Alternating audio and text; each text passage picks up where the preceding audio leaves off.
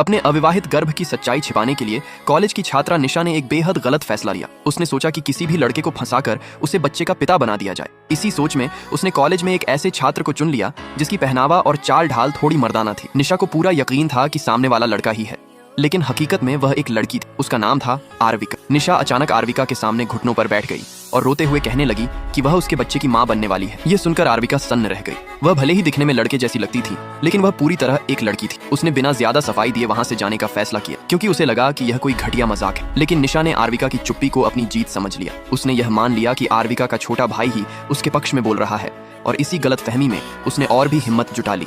निशा ने खुली धमकी दी कि अगर आरविका ने उसके पेट में पल रहे बच्चे की जिम्मेदारी नहीं ली तो वह पुलिस में शिकायत करेगी और यह आरोप लगाएगी कि आरविका ने उसके साथ जबरदस्ती की है। इसी बीच एक शिक्षक वहां आ गए। बिना पूरी बात जाने उन्होंने आरविका को फटकार लगाई और कहा कि एक मर्द होकर जिम्मेदारी से भागना शर्मनाक है। ये सुनते ही आसपास खड़े छात्र भड़क उठे। सभी ने आरविका को एक घटिया इंसान कहना शुरू कर दिया और उस पर आरोप लगाया कि वह जिम्मेदारी से बचने के लिए अब अपनी पहचान से भी मुकर रही है। निशा ने देखा कि पूरा माहौल उसके पक्ष में है, तो उसने और नाटक शुरू कर दिया। उसने दावा किया कि आरविका के अलावा उसका किसी और से कोई रिश्ता नहीं रहा, और अगर वह झूठ बोल रही होती तो क्या अपनी इज्जत दांव पर लगाती। उसकी यह बात सुनकर भीड़ पूरी तरह उसके समर्थन में आ गई। किसी को भी यह विश्वास नहीं हो रहा था कि आरविका एक लड़की है। कि शक्ल सूरत इतनी मर्दाना थी कि सब उसे ही दोषी मान बैठे। कुछ छात्रों ने तो उसे बदनाम करने के लिए वीडियो बनाने और इंटरनेट पर डालने की धमकी तक दे दी। अब आरविका का सब्र टूट गया। उसने साफ शब्दों में कहा कि अगर निशा सबूत नहीं दे पाई तो वह मानहानि का मुकदमा करेगी। उसे पूरा भरोसा था कि निशा के पास कोई ठोस सबूत नहीं होगा, लेकिन निशा ने चौंकाने वाले तरीके से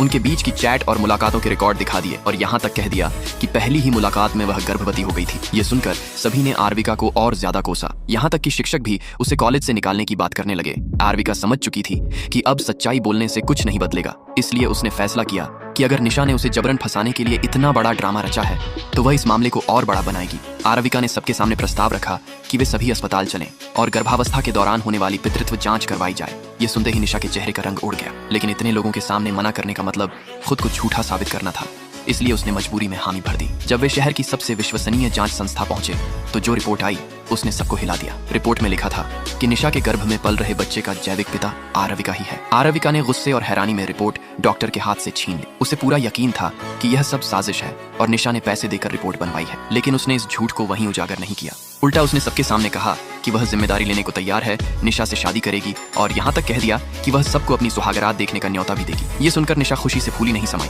उसे लगा कि उसकी चाल सफल हो गई है, लेकिन वह यह नहीं जानती थी कि उसकी गंदी सच्चाई बहुत जल्द सामने आने वाली है। घर पहुंचने के बाद आरविका ने आखिरी बार